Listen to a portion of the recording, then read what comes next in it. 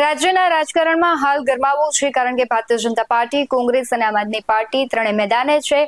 ગુજરાતના સૌરાષ્ટ્ર પર ત્રણેય પાર્ટીઓનું ફોકસ છે, કારણ કે આગામી વિધાનસભાની ચૂંટણીઓ છે અને આ ચૂંટણીમાં દરેક પાર્ટીએ જીતવા માટે સંઘર્ષ કરવો પડશે, કારણ કે વિપક્ષ એ રીતે મજબૂત થઈ રહ્યો છે. વિપક્ષ છે તેનું એક ઓપ્શન મળી ગયું છે અને ભારતીય જનતા પાર્ટીને પણ ઘણી મુશ્કેલી આ વખતે થવાની છે. આમ જોઈએ તો ત્રણેય પાર્ટીઓ છે તેના દિગ્ગજોના આટાફેરા વધ્યા છે. મંત્રીમંડળની ચર્ચાઓ થઈ છે. ગુજરાતમાં ઘણા સમયથી ભારતીય જનતા પાર્ટી દ્વારા પ્રદેશ પ્રમુખની જે નિમણૂક છે તેની ચર્ચાઓ થઈ રહી છે અને આ બધાની વચ્ચે મંત્રીમંડળની નિમણૂક અંગે અનેક તર્ક વિતર્ક થઈ રહ્યા છે. રાજકીય વિશ્લેષકો છે તે નામની પણ જાહેરાત કરી રહ્યા છે, પરંતુ દર વખતની જેમ ભારતીય જનતા પાર્ટી જે પ્રમાણે કોથળામાંથી બિલાડું કાઢવા માટે પ્રચલિત છે, આ વખતે પણ એવું જ થઈ રહ્યું છે. છેલ્લા ઘણા સમયથી CR પાટીલનું કાર્યકાળ પૂર્ણ થઈ ગયો છે, પરંતુ હજુ સુધી પ્રદેશ પ્રમુખની નિમણૂક નથી થઈ. મંત્રીમંડળમાં ખૂબ મોટા ફેરફારો થવાના છે, પરંતુ હજુ સુધી થયા નથી. હવે આ બધાની વચ્ચે જ CR પાટીલ અને CM ભૂપેન્દ્ર પટેલનું મહત્વનું નિવેદન આવ્યું છે, તેના વિશે જ વાત કરવી છે. નમસ્કાર, BS9 TV ન્યૂઝમાં આપની સાથે હું ભૂપતિ વિશાવડિયા.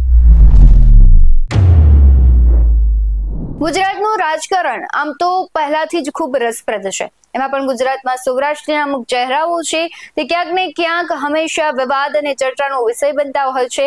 આપણે સૌથી પહેલા વિગતે વાત કરીએ તો હમણાં ભાવનગરમાં પ્રધાનમંત્રી મોદી આવ્યા, રાજકોટ ખાતે અમિત શાહ આવ્યા અને જે પ્રમાણે શક્તિ પ્રદર્શન જયેશ રાદડિયા દ્વારા કરવામાં આવ્યું, ત્યારથી જ ચર્ચાઓએ તેજ પકડ્યું હતું કે જયેશ રાદડિયા છે તે મંત્રીમંડળનો ભાગ બનશે કે કેમ, કારણ કે સહકારી ક્ષેત્રે તેમનું ખૂબ મોટું નામ છે અને પાટીદાર અગ્રણી પણ છે, એટલે તેમના જે મતો છે તે ભારતીય જનતા પાર્ટીને ક્યાંક મદદ કરશે.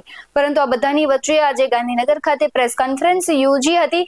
જ્યારે પ્રેસ કોન્ફરન્સ CR પાટીલ અને CM ભૂપેન્દ્ર પટેલ કરવાના હોય ત્યારે સવાલ એ થાય કે હાલ મંત્રીમંડળની જે ચર્ચાઓ છે તેના વિશે કોઈ નવી જાહેરાત કરશે કે કેમ.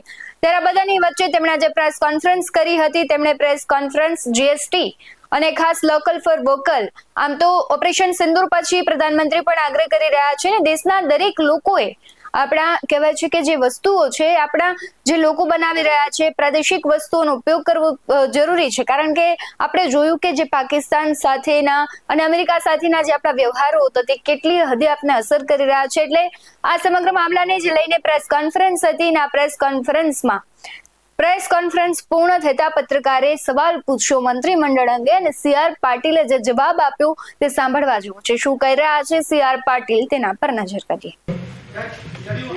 એક વાત ઘણા સમયથી ચાલે છે, મંત્રીમંડળનું આવું કઈ થવાનું છે હશે એટલે કહીશું. તમને પૂછ્યા તો ના કહીશું, તમને કયા વગર ના કરીશું.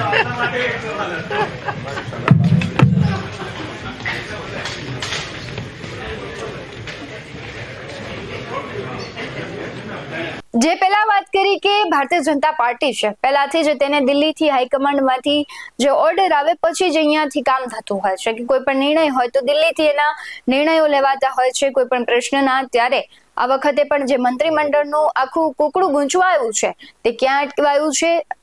એક સંભાવના પ્રમાણે એવું પણ કહેવામાં આવી રહ્યું છે કે નવરાત્રીથી દિવાળીની વચ્ચે છે મંત્રીમંડળોના નામ જાહેર થશે કે કયા નેતાઓ છે તેનો મંત્રીમંડળમાં સમાવેશ થશે, કોને ટાટા બાય બાય કહેવાશે. ઘણી એવી ચર્ચા વિચારણાઓ થઈ રહી છે, ઘણા એવા અનુમાન લગાવવામાં આવી રહ્યા છે, પરંતુ ભારતીય જનતા પાર્ટી છે હંમેશા સસ્પેન્સ સાથે કામ કરતી હોય છે. ત્યારે આ વખતે જોવું રહ્યું કે કોનો મંત્રીમંડળમાં સમાવેશ થાય છે, કોને પ્રદેશ પ્રમુખ તરીકે નિમણૂક કરવામાં આવે છે. તમને શું લાગી રહ્યું છે કમેન્ટ બોક્સમાં જરૂરથી જણાવજો. આવા જ વધુ અહેવાલો સાથે ફરી મળતા રહીશું. તમે અમારી YouTube ચેનલને સબસ્ક્રાઇબ કરવાનું, અમને Facebook અને Instagram પર ફોલો કરવાનું ભૂલશો નહીં. બાકી અમને અપડેટ્સ મેળવવા માટે જોતા રહો BS9 TV ન્યૂઝ. નમસ્કાર.